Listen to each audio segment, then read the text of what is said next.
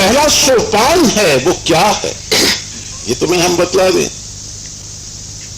ये जो पहला इस मानवीय कल्याण के स्कूल में दाखिल लेना है, तो उसमें जो का शब्द है वो क्या है।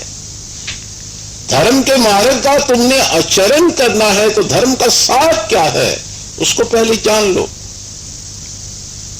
और ये धर्म की जो व्याख्या ये हम नहीं बतला रहे हैं, ये धर्मराज की हुई है। धर्मराज ने अपने ही श्रीमुख से इस धर्म की व्याख्या की है कि तुमने धर्म के मार्ग का अनुकरण करना है।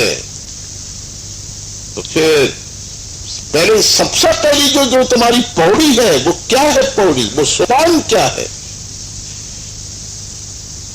तो वो कह रहे श्रूयताम धर्म सर्वस्वम श्रूयता।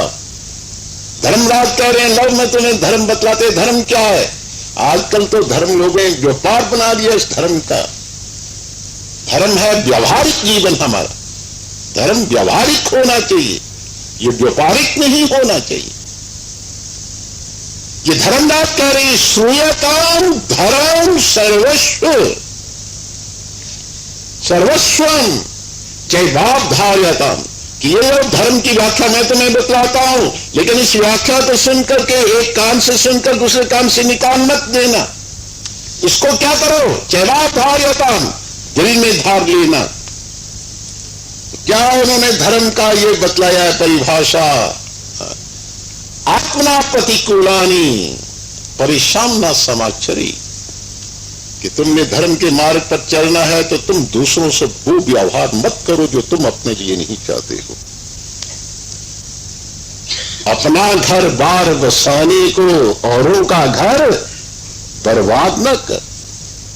तुम नहीं चाहते कि हमारा घर बर्बाद हो, तुम दूसरों का घर बर्बाद मत करो। तुम नहीं चाहते कि हमारा कोई हक मारे, तुम दूसरों का हक मत मारो।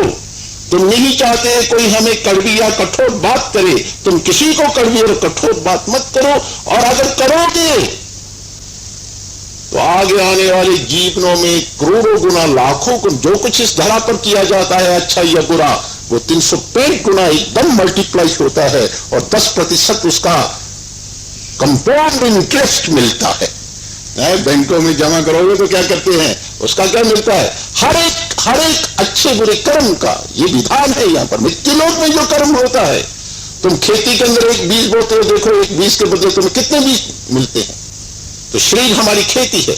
ये गाया करते हैं क्या है, कर्मांधी खेती है, जैसा बीजोगे कैसे फल देती है। ये शरीर कर्मों की खेती है, जैसा बीजोगे वैसा ही फल देती है। तो अनंत गुना होकर के मिलता है।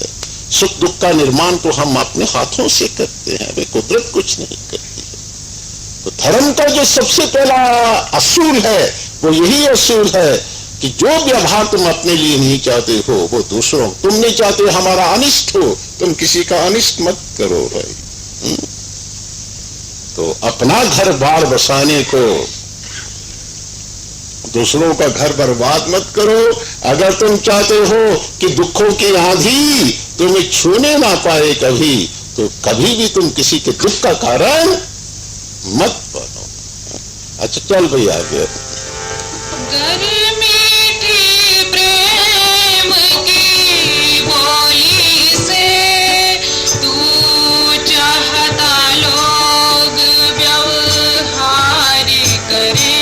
मीठी प्रेम की बोली से अगर तुम चाहते हैं कि लोग तुमसे व्यवहार करें तो ऐसा बीज बोलो, ऐसा बीज बोलो। ऐसा बीज बोलोगे तो आगे आने वाले जन्म में लोग तुमसे मीठी और प्रेम की ही बात करेंगे, कड़वी बात तुमसे नहीं करेंगे, बिल्कुल नहीं करेंगे। ये असूल है, ये प्रकृति का असूल है। प्रकृति अपनी तरफ से कुछ नहीं देती है, जो तुम्हारे भीतर वासना का मैटर होता है उसी में थापा मार के तो भेज देती है संसार में। चल भाई तू ये चाहता था, चल ले लो इसी को। तो गर्भ मीठी प्रेम की बोली से तू चाहता लोग व्यवहार करें तो तुझे क्या करना है। अच्छा फिर बोल, गर्भ मीठी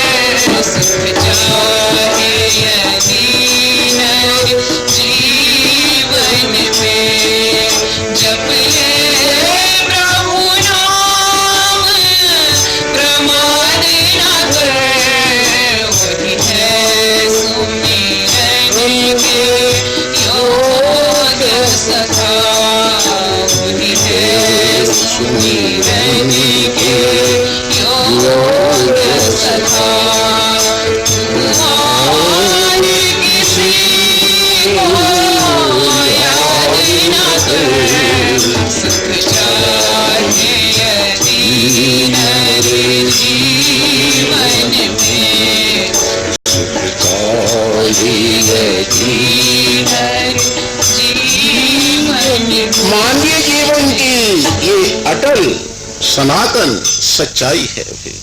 सुख चाहे यदि नर जीवन में, और इस सच्चाई को संत और भक्त ही प्रकट कर सकते हैं और कोई नहीं कर सकता।